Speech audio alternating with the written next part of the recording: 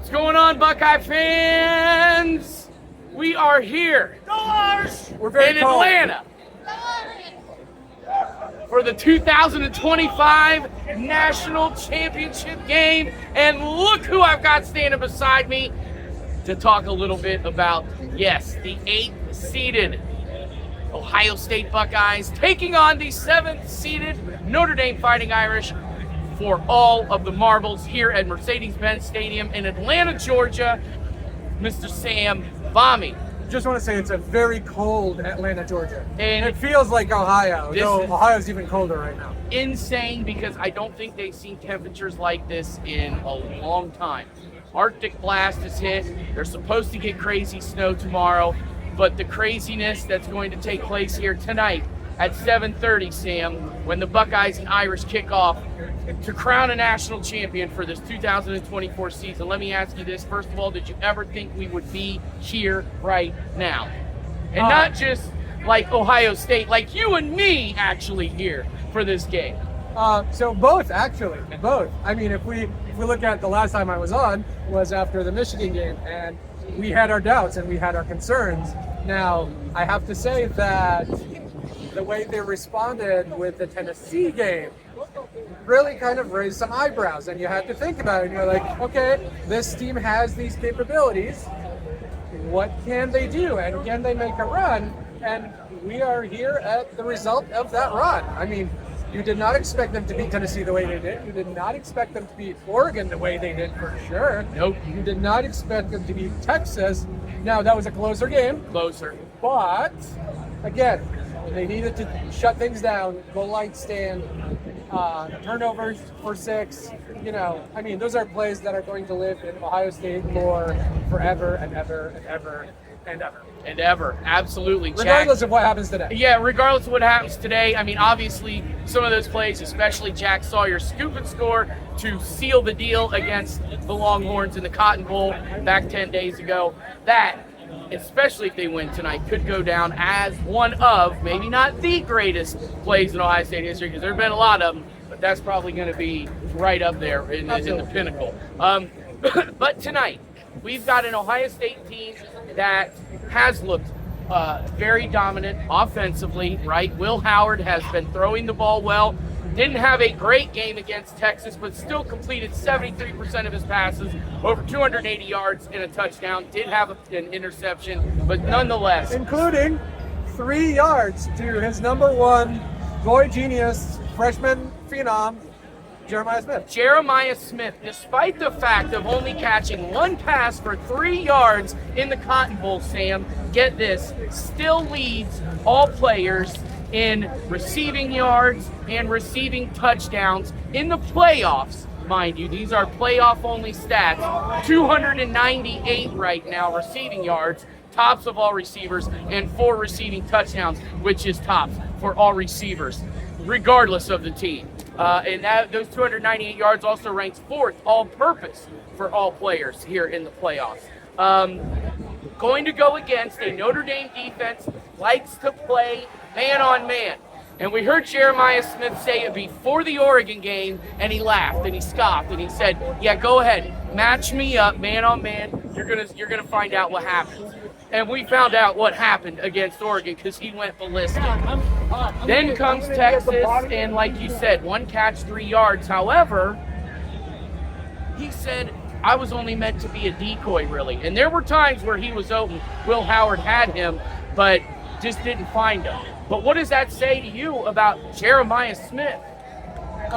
When the best player on your team is comfortable with being a decoy, you have something more special than just a good player.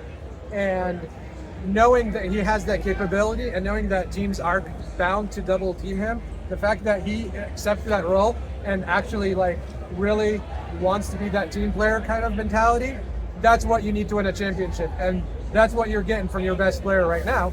And that's a good thing. Yeah, absolutely. And he's going to go up against Notre Dame defense, once again, that likes to play man. They haven't been too bad at defending the pass. Guys like Christian Gray, guys like Leonard Moore, who said, we're going to continue to play our game. This is who we are. We're not changing our identity. Defensive coordinator Al Golden said the same thing. He said it's in our DNA. Marcus Freeman, however, head coach for the Irish, said, well, if we stick to a strictly man defense all night long, that's probably not going to be the best situation. So we do have to mix some things up. So it'll be interesting to see what Notre Dame does defensively, if they maybe switch to the zone at times to try and confuse Ohio State's offense, especially Will Howard, and getting the ball to Jeremiah Smith. But even if they can't get the ball to Jeremiah Smith, you still got Carnell Tate, you still got G. Scott, G. Wiz, you still have Emeka Buka, and you have, Sam, the all-purpose yardage leader for the playoffs in running back Travion Henderson,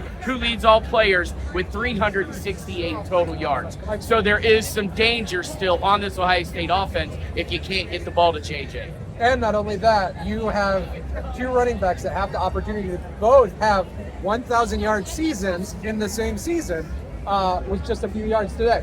Unbelievable, so that's yeah. amazing. Quinshawn Judkins, he's been kind of like that power running back at the goal line. Give it to Quinshawn, let him punch it in. And both can catch the ball. And both can catch the ball, absolutely.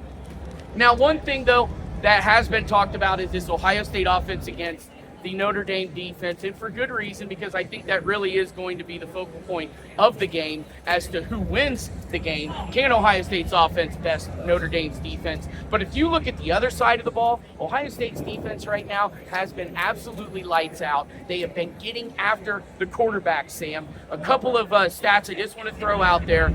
You've got Ohio State's number one scoring offense against Notre Dame's number one scoring defense. However, Ohio State right now defensively, leads the playoffs with 16 sacks. 16 sacks in 3 games. Notre Dame has only allowed 8, But if you think about it, allowing 8 sacks in 3 games, that's like over 2.5 sacks allowed a game. So what do you see out of Ohio State's defense tonight? What I see is that Ohio State needs to come out playing with that same chip on their shoulder that they did against Tennessee, against Oregon, and against Texas. Before the Oregon game, I believe their quarterback was only sacked 3 times the entire year. And how many times did he get sacked in that game? 8. Exactly. So they have shown that they have that motor drive. My biggest concern about today is the let up. Do not let up. You started hot. You showed that you didn't let up the following game. You showed that you didn't let up the following game. As you are in this position right now, this is not the day to finally let up, thinking that because Notre Dame lost to Northern Illinois, that they are going to be that same Notre Dame team. Here's the thing, too, about Ohio State's defense. Not only do they get after the quarterback, Sam, they're leading all the other teams with 25 pass breakups. 25. Notre Dame's defense has 11. Not too bad. But 25 pass breakups.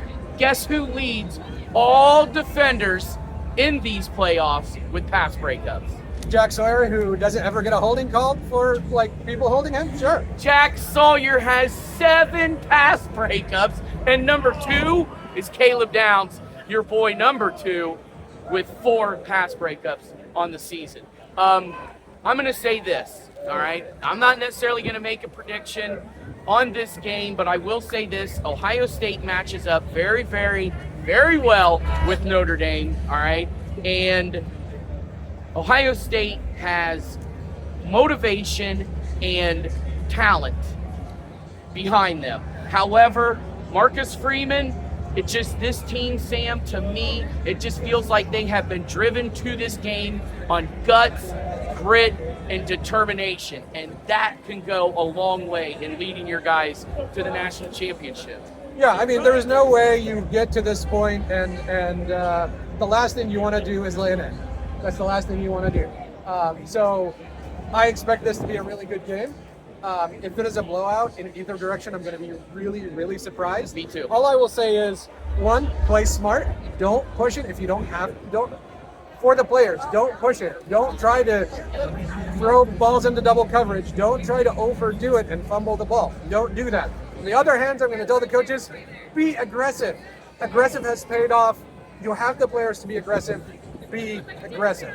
Be aggressive. Be aggressive. Can you tell it's cold out here?